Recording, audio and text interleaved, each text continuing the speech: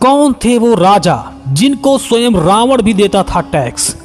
Tax यानी कर की बात करते हैं कि उस समय रावण से टैक्स लेने वाला सिर्फ एक ऐसा ही राजा था जो स्वयं रावण उन्हें टैक्स देने के लिए उनके नगर में आया करता था।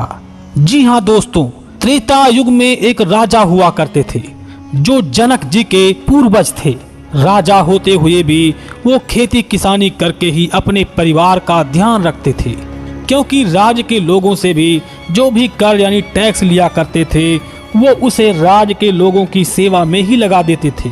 साधारण कपड़े पहनना और सादा भोजन करना ये उनकी पहचान थी, और ये कोई और नहीं बल्कि स्वयं महाराज चक्रवेण थे।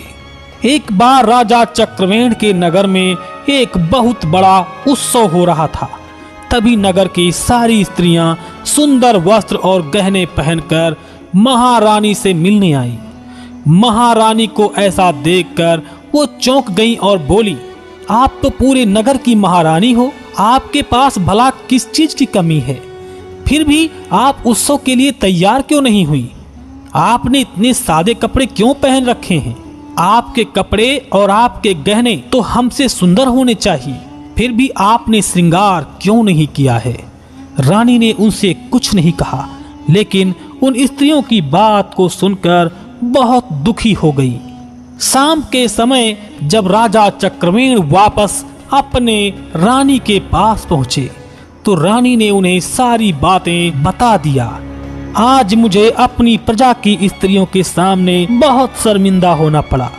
जहां एक ओर वो सुंदर वस्त्र और गहने पहनी थी, वही मैं उनके सामने साधारण से गहने और साड़ी पहन के खड़ी थी। राजा ने कहा कि हम अपने खर्च को खेती किसानी से चलाते हैं, उससे जो भी हमें कमाई होती है उसमें मैं तुम्हारी जरूरतों को पूरा करता हूँ। ऐसे में तुम्हारे गहने कैसे बनवाएं? पर तुम्हारी खुशी का ध्यान रखना भी मेरा कर्तव्य है। इतना कहकर राजा ने अपने सैनिकों को बुलाया और उससे कहा, तुम लोग लंकापति रावण के पास जाओ और उससे बोलो कि राजा चक्रवेण आपसे कर के रूप में कुछ सोना मांग रहे हैं। उधर दूत के मुंह से कर की बात सुनकर रावण हंसने लगा और बोला, अरे मूर्खों की कमी थोड़े ही संसार में। इस राजा की हिम्मत तो देखो, लंकापति रावण से कर मांग रहा है। इतने में वो दूत बोला, लंकेश आपको कर तो देना ही पड़ेगा, खुशी से दे दो, आपके लिए ही अच्छा होगा। दूत के मुंह से ऐसा शब्द सुनकर रावण का खून खौल गया। रावण ने उस दूत से कहा, जो करना चाहे तुम कर लो, लेकिन मैं तुम्हारे राजा को कर नहीं दूंगा। रात को जब रावण अपने कक्ष में गया तो उसने अपनी पत्नी मंदोदरी को सारी बातें बताई।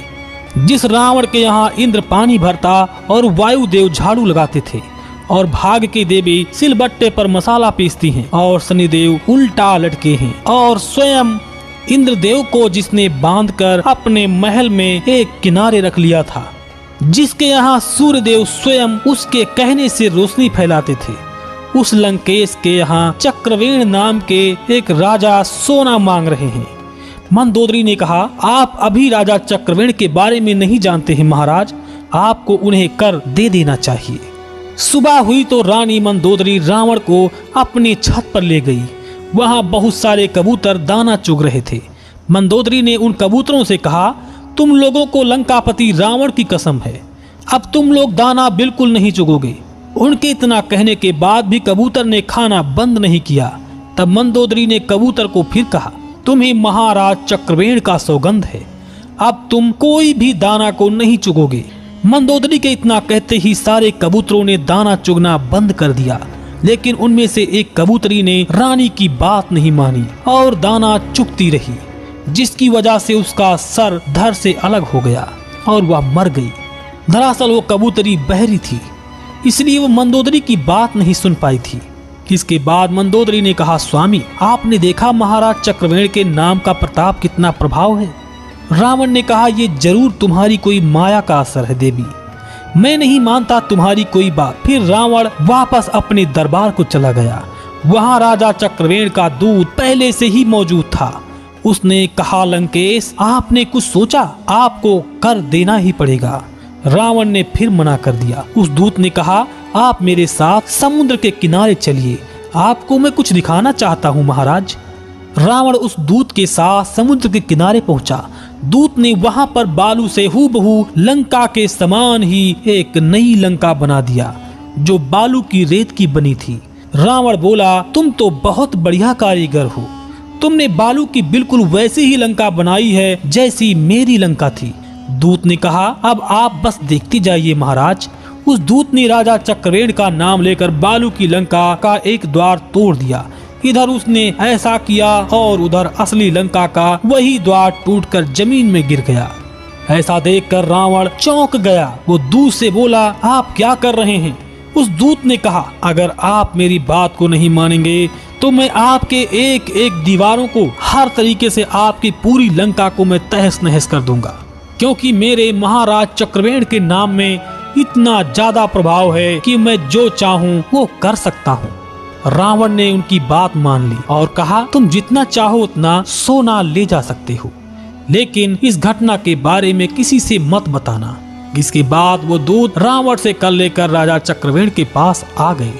महारानी को सारा सोना दे दिया। ये देखकर महारानी बहुत खुश हुई और पूछने लगी, आखिर रावण ने तुम्हें ये कर कैसे दे दिया?